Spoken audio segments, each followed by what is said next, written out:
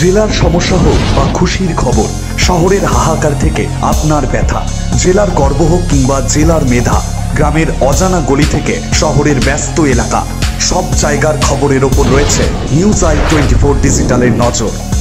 News I 24 digital.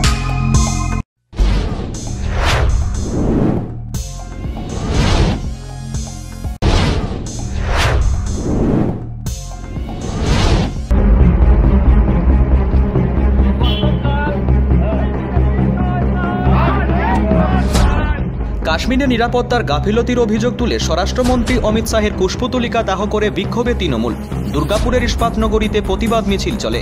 প্রশাসক মণ্ডলের সদস্য রাখি তিওয়ারি বলেন, যেভাবে জঙ্গিরা হামলা চালালো সেটা সম্পূর্ণ নিরাপত্তার অভাবে, এর দায় সম্পূর্ণ স্বরাষ্ট্রমন্ত্রকের। তাই আমরা স্বরাষ্ট্রমন্ত্রীর পদত্যাগ চাইছি। নরেন্দ্র মোদীকেও নজরদারি বাড়ানোর দাবি করেন তারা।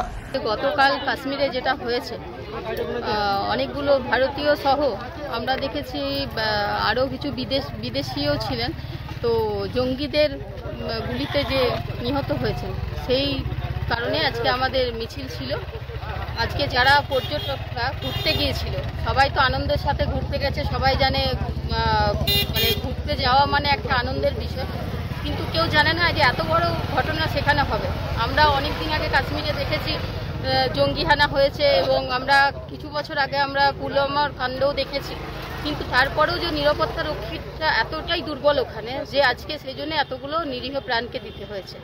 তো সেই জন্যই আমাদের মিছিল, যে আজকে আমরা যারা মানে ভারতবর্ষের যিনি সেকেন্ড ম্যান, ওনার যে নিরাপত্তা বাহিনী এতটা দুর্বল, আজকে নিষ্ক্রিয় থাকার জন্যই কিন্তু এই জঙ্গি হামলা হয়েছে। তো তার আমরা অবলম্বী পদত্যাগ চাইছি, এবং কাশ্মীর যাতে সুন্দরভাবে থাকতে পারে।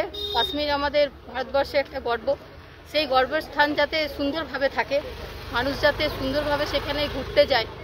তো সেই জন্য আজকে আমরা ওই অমিত শাহের পদত্যাগ চাইছি, এবং আমাদের মাননীয় প্রধানমন্ত্রীকেও আমরা বলতে চাই যে এইভাবে চুপ করে বসে থাকলে হবে না। আমরা যারা উগ্রপন্থী, যারা এরকম নিরীহ মানুষদের হত্যা করেছে, তাদের আমরা চাই, আমরা তাদের উপরেও কিছু একটা মানে আমরা বদলা চাই।